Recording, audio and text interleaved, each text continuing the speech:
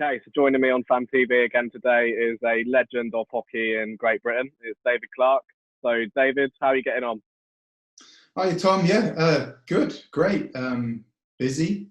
Getting a little bit of normality back, so that's nice. And yeah, starting to get the wheels turning again here. So yeah, all well. So, we spoke a few weeks ago, and I thought today we'd kind of look back through your hockey career. So, what we're going to do is go right back to the start. So, how did you get into hockey in the first place? Oh goodness, my father Ken, who's still down the ice rink on a regular basis, he was renting one of his properties to Todd Bidner at the time, who a lot of people probably still remember well from the Peterborough Pirates days. And yeah, I just remember we always used to have to go around there for various things, whether it be figure out his boiler, or he wouldn't know how to turn that on, or various different things. And my dad always had a garage there that used to have stuff in, I guess, like that used as storage on the side of the property. And I remember Dad opening it up, and there was these skates and a few other pieces of equipment which Todd had accumulated, I guess, throughout the season, that he probably planned to take back to Canada in the off season. And yeah, wondered what it was. He gave me a stick, and that was kind of it. Like, my dad used to play a lot of roller hockey back when I was a kid, so me and my older brother used to do that, and then started trickling down to hockey. So older brother went along, I tagged along as you do. Played for about half a season, a year. My older brother wasn't really ever overly sporty. He stopped, so I stopped, and then I think my dad was still going down to watch the Pirates, and then just started tagging along with him on a Sunday night. It always used to be. Probably get me a little bit late at night before school. And yeah, got the bug, said I wanted to start playing again. I got 6, 7 at that point. And then that was it. Yeah, hooked and in the system. So, if we bring it forward to obviously you came through the juniors in Peterborough, but if we go to your senior debut, do you remember much about that game and that day as a whole? I don't really remember. I remember how I got the opportunity. Like, Tony Hunter was head coach of the Pirates at the time, and Al Latrell was player coach, sorry. And they were just struggling with money. Like, the team just was losing imports and players. I think it was the BNL that year, so like the standard got pretty high. It's an 8 import league, so they couldn't compete financially, so they had to dip into the junior program. And it was myself and James Morgan, Stuart Coleman, a couple other players too, and it was just they were just kind of just picking us up coming along. I remember like second on the list, I got called up, and yeah, it was I was nervous, excited. Not really sure what to expect, and I came in and slung a jersey. There's some good guys in that team too, like Kevin King, Cassie Dawkins, Stevie J, Johnny Cotton, Darren Cotton on that team, and like they all kind of knew me through the juniors, I guess. But they were good to me. A few veterans on there that like to maybe rookie kill a little, but that was all part of the game back then. And yeah, I just went out. I don't think I played a ton of shifts, but I remember as it went along, more and more players would gradually start leaving because money troubles and stuff. And I think it was probably like my 3rd or 4th game was playing against, it was Solihull Blaze at the time, and now Coventry Blaze, and they were the best team in the league. They had some really good players, and I remember I scored in that game. So that's probably the game I remember the most from that first year, was when I scored, and it was just a shot on net. Stephen Dorr was in net. I think Perry Doyle was bearing down on me to do it. I don't think he would have crushed me because he was a pretty good guy back then with the younger Brits. But I remember just shooting it more out of fear, and it trickled in. We were losing maybe 10-1 or something at the time. So yeah, just lined up next to the face-off afterwards. Didn't know what to do. You celebrate when you score your first senior goal? I don't think I did. Lined up, and then Perry Doyle lined up alongside me, and I remember thinking, oh God, I hope he's not mad. Actually, no, it was his first goal. I don't ruined his brother's shutout, and he said, "Oh, nice shot, kid." And I was like, "Oh, thanks." So that was it. Yeah. So I remember that well, and yeah, so I'll always remember that one. And your days after that in Peterborough obviously went quite well. So do you remember much about that time that followed? And are there any kind of key bits that you remember that stick out for you? That was the foundation to my career. Troy Walkington, who I still talk to now, actually I was speaking to him a couple of weeks ago, and he was coaching Romford in the league below at the time, so it was in the 3rd league, EPL, and he'd seen me playing with Jets, I think we were called, under 16s, I guess he liked what he saw, and he kind of gave me my first full-time contract, which was the following year. And him coming in, like him installing like the way to play and act, and just approach the game every day was huge for me. All the imports he brought in were a similar mindset. A lot of them hungry, either still hungry, experienced, or on that cusp of making a name for themselves in Europe from overseas. Brad Kirkwoods, Kevin King was on that team. He was installing like Jason Porter, to key Brits that kind of showed you the ropes. And so every day was like compete for me. And that was definitely a point where I think I realized what hockey was about then, because junior hockey is a better player. You kind of you get coached well. I think Timmy Peacock, Turkey Walker, Kevin Hunter, they're all instrumental for your junior days, but like once you get into senior hockey, you're held accountable every day, and that was what Troy was to me. And still now, myself and Jonathan Phillips, he played for him a couple of years later in Cardiff, and like we still kind of look at him as like our hockey father figure that if he said jump, we'd still say how high today. So really fortunate to have that guidance. So your first move away from Peterborough then was all the way up to Newcastle with the Jesters. So how did that kind of come about? I guess it must have been quite a big decision to move such a long way away from home, but was it an experience that you enjoyed? Yeah, it was, after my first year, I did well. And then, the team got more momentum. Troy brought in some great players like Randy Smith, Dougie McEwen, Claude Dumas. We had some studs on that team. And I had kind of, into my last year, I'd done well in my first couple, and Troy put me with Dougie and Randy on the first line. So the best thing for me at that age is I could always shoot well, and I had a pretty good understanding of making space and stuff. But I'd just get left alone. I was like the young 17-year-old British kid, which, was playing with two former Super League stars, I guess. And so they're just like, just make space for me, get open. I'll be like, okay, so I'd throw pigs, you could be a little bit more aggressive. And lo and behold, there'd usually be two players kind of keying in on Randy or Dougie when he had the puck, and I'd just be sat there. It was amazing. So I scored quite a lot of confidence. And then GB, I got selected to go away with the national team at 18, which was pretty much unheard of back then. We went to Poland and Katowice. Kind of played as like a temp forward, so, sparingly. But I made a good account of myself. And on that team was Glenn Morbanner, who ended up coaching in Peterborough for a bit, I remember. And he was a player for GB and Newcastle, but he was going into assistant coach the following year. And he just said, look, I like the look at this. So like, Lucky, would you be interested? And it was like an opportunity I couldn't refuse. Going into the Super League as a British player was, again, unheard of back then. There's so many imports, and I took it open arms. And it's challenging moving away at 18, but I went to a pretty cool city. I was well looked after. Jukka Jolonen, who's still the Finnish national team head coach now, one of the best coaches in the world, I think, in the hockey scheme of things. And he was a younger coach, brought in a whole new philosophy, which is how the game's played today. And I was kind of learning that, which was a complete different way of what I'd been taught, I guess, under Troy and Peterborough. So suddenly I was, skating skills, non-stop stuff, which I'd never even really, focused on a whole lot. And it was great. It was kind of reset and going back to being 16 again, trying to, just exist in that big ocean of star players. So it's cool.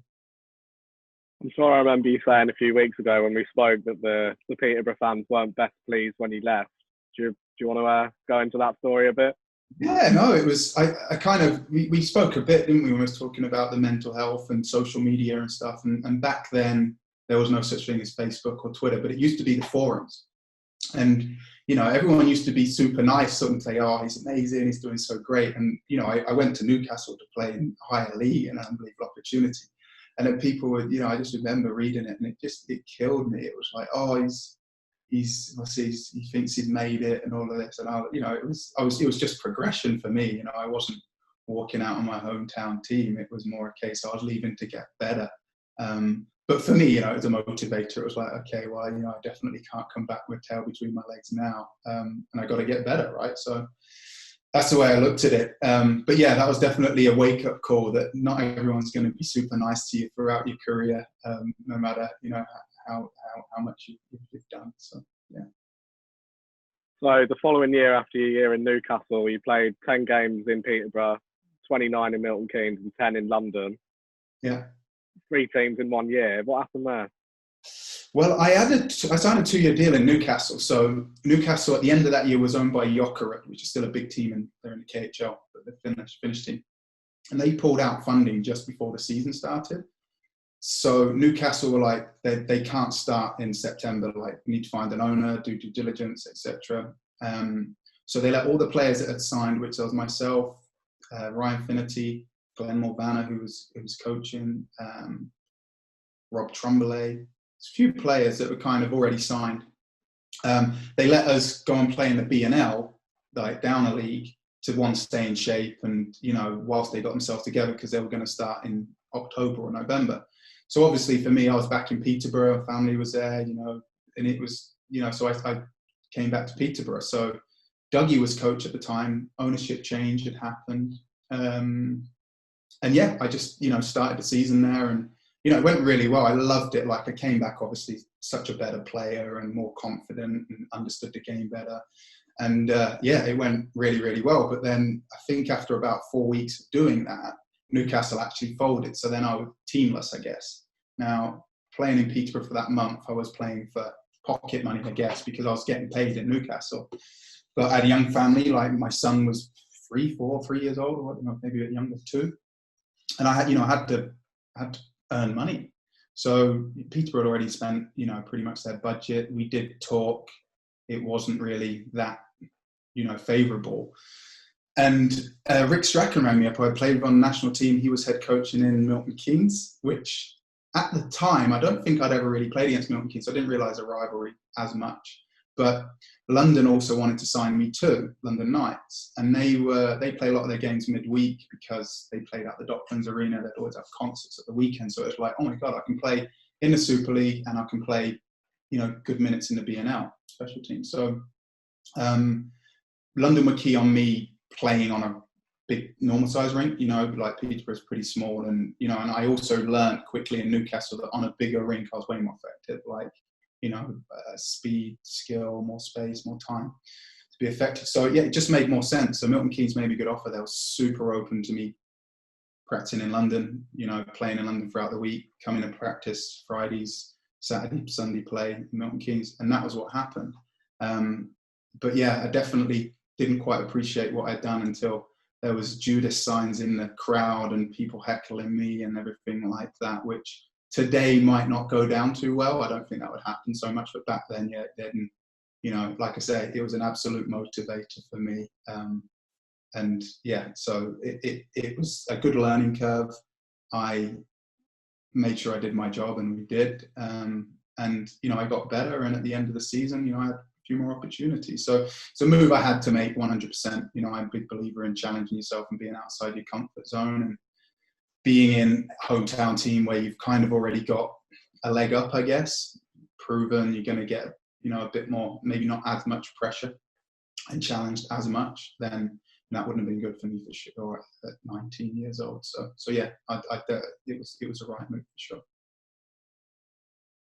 Okay, and so after that, you had a year in Guildford, and then you went to the Panthers, where you went straight in as an assistant captain, so you had the A straight away. So how proud were you to have kind of gone in straight in there and got that A straight away?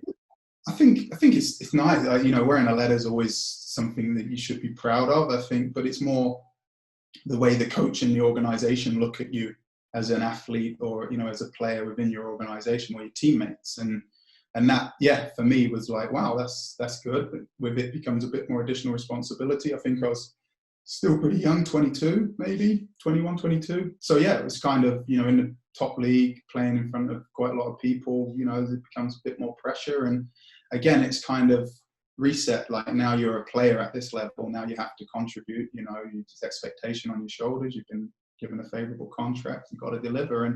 And again, that was great. Paul Lady was a great coach for me. someone who always played the game the right way, always approached the game the right way. Hard work first, everything else comes second. And, it was great. So, the way he kind of coached me through those first couple of years, again, helped me establish myself at the top level where everything I did was comfortable, scoring goals, handling pressure, playing in front of lots of people. Really lucky to kind of have Paul, who had kind of lived the whole British career, I guess, and gone into coaching. And then something that a lot of people might not know, you actually had a year in Italy on a ski resort, I think it was, or I was told the other day. Yeah. How did that move come about? And was Italian hockey kind of big at the time?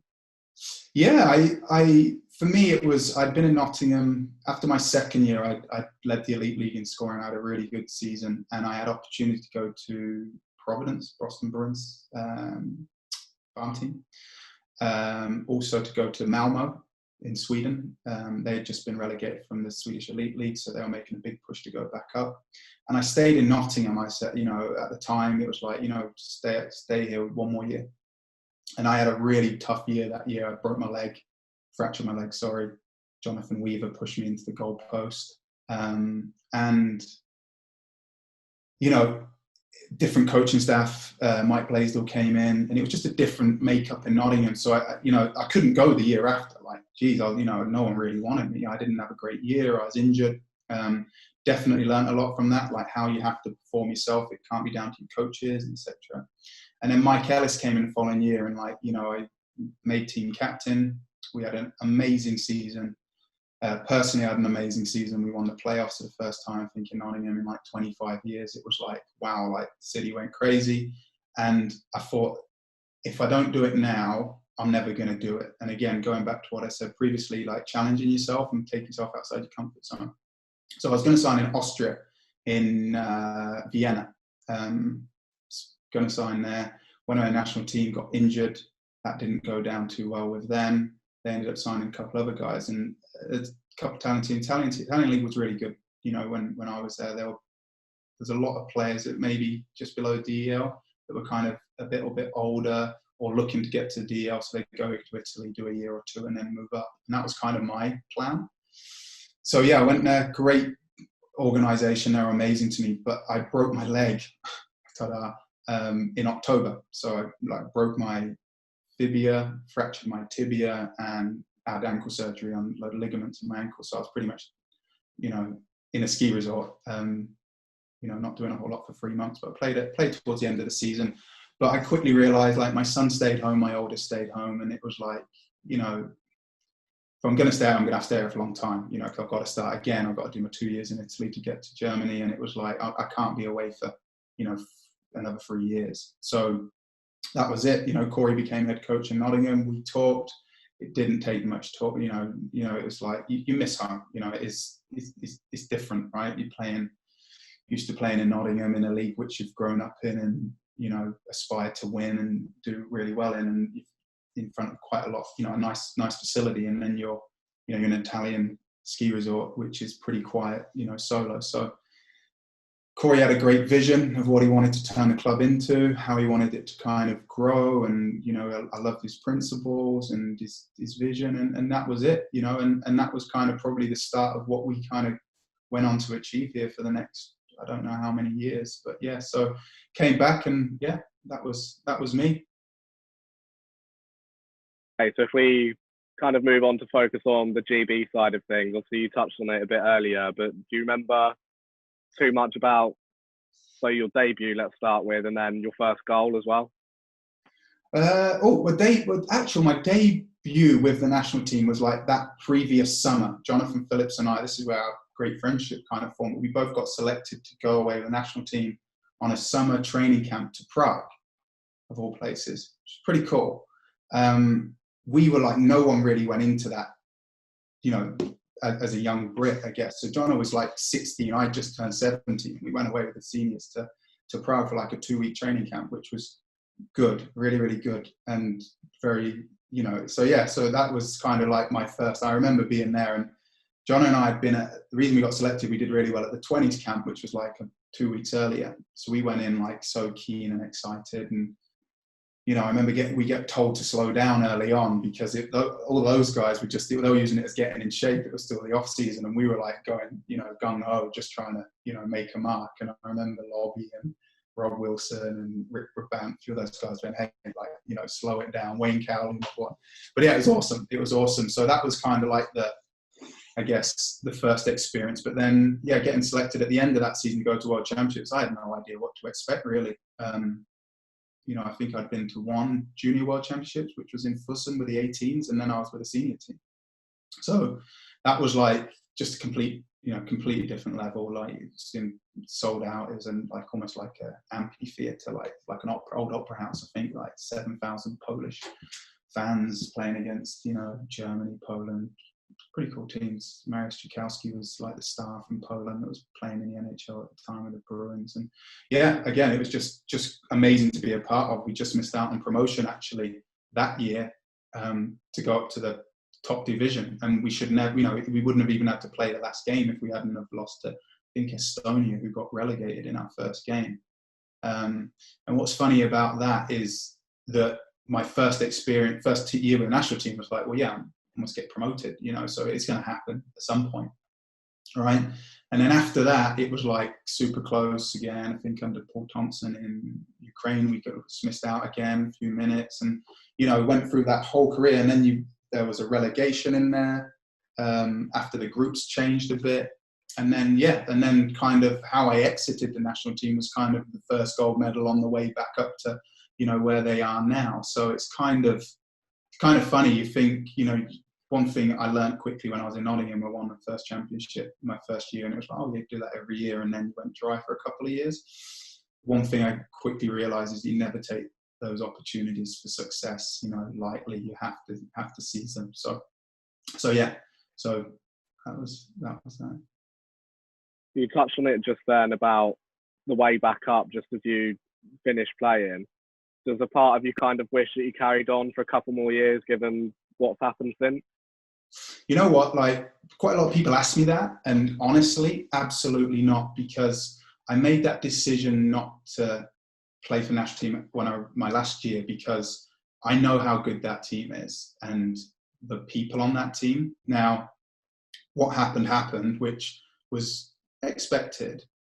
You can't then retire to not go to the World Championships a year after, if that makes sense. So then, you're looking at another 2 years, right? So it was the right time for me. Like, I played for the national team for 20 years, and that's a long time every summer being away from home and stuff. And, then there's a lot of good players coming through as well, like Luki Ferreira, who we spoke about earlier. Like, he went to that World Championships, contributed, and then the year before, went to the World A-Pool Championships, and then last season he led the league in scoring. You know what I mean? Now, yeah, it would have been amazing. And, when I watched them play Canada and US, that was like, oh, I'd love to be out there. But they were the only times where I was like, I wish I was a part of that, just because, I never got to play against Team Canada or Team USA. But everything else, no, that team made it because that was that team, So, yeah, I think, it would have been cool to have been a part of, but I think for my personal life and the way to leave the game the right way, I think 100%, no, I'd never change it. But yeah, it's exciting to watch, that's for sure. So I remember you saying a few weeks ago when we spoke before that you would have loved to finish your career back in Peterborough. So do you just want to kind of go into why, in the end, you felt like that wasn't the best thing to do? No. What I said is that, like, when you leave somewhere, especially I left pretty young, 18, 19, it was like, you always want to go full circle and come back and almost, say thank you, I guess, more than anything. Peterborough is a big part of my life, but I think how my career panned out, I think, Nottingham was an amazing place for me to retire. I had given so much to that team as senior hockey, and I had got so much back from it. I live here, and it was, perfect timing. I think, this is just my opinion. I think for me to go back to Peterborough and play, yes, I could do it, but like the resource that I would take probably wouldn't be fair. The expectation would be extremely high. Approach to the game obviously has to be different because you're not practicing every morning, you're not working out, you don't have strength coaches, you don't have, I'm sure you do have physios, but you don't have all of that additional resource that I would have been kind of used to, I guess, playing in the elite league. So then you're almost taking opportunity away from aspiring players. And, as you know, I've run my hockey schools now this 12, 13 years. And a big thing for me is kind of giving back to the game, kind of what was done for me or what I got from the game. And I'm very proud to do that and continue to do that. So I would say me going back to Peterborough to play, as wonderful as it would have been to play, in the home city and kind of, have one more year, it's not right, I don't think, for me personally, because, there'll be kids on that team that, names, I don't know, Bowrings, I can't think off the top of my head, but guys that are coming through to play that are going to sit on the sidelines because I selfishly want to tick a box, and that's, might be cool for the fans to see me out there, but, I'm not going to be, I've been 37 years old, so you're not going to see the very best of David Clarke. And, I just, for me, I wouldn't feel comfortable doing that, just because, sports it's a period of your life, and, you have to see that, enjoy it, respect it. It's a privilege, but then once you kind of, I wouldn't want to keep taking. So yeah.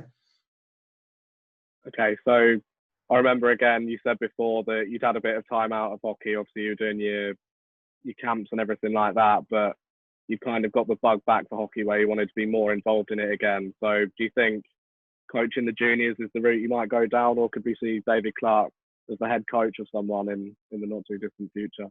Yeah, I'd say when I retired, there was opportunity to stay involved in coaching capacity and stuff, but I think for me, I've always been challenge yourself. So I need to take myself outside the comfort zone, which is the real world, which not a load of experience. And I've prospered in it. I've done really, really well. And that was always my focus, is like create a stable, normal, I guess, living, which I've done. I don't need to go into it, but, I've got a pretty cool job. And, but yeah, there's always something where, your soul needs feeding, and, that's hockey. Like, it always was such a big part of me. So yeah, we're doing a bit more with the kids, working with those, supporting our kids, which are kind of doing good things, either, in the UK or abroad. A lot of them are kind of going on the North American journey, college, etc. So yeah, that's something that I've kind of focused on a bit this summer.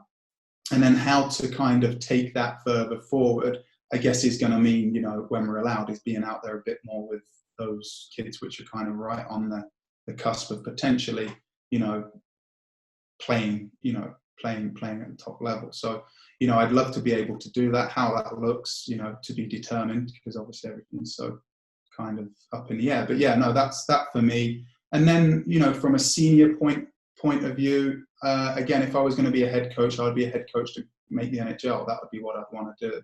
At the moment, I have a 3-year-old son who I don't intend dragging around the world, living out of a suitcase and stuff. So it would be more management kind of opportunity for me. And again, at the moment, she's, I'm happy where I'm at.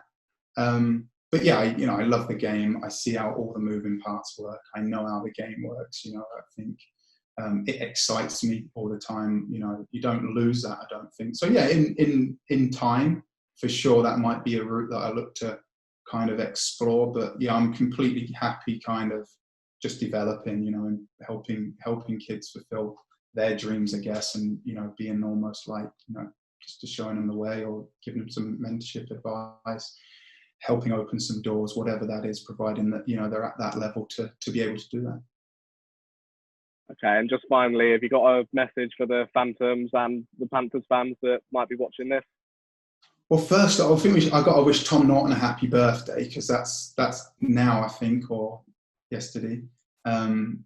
So yeah, so that's good. Nortsy's a legend. I love that kid, and it's great how well he's done. But yeah, no, just good luck. Keep trucking. Stay positive. Hopefully, hockey will be back soon. By the looks of it, you're putting together a good team, and I'm sure it'll be another successful year at Planet Ice Breton.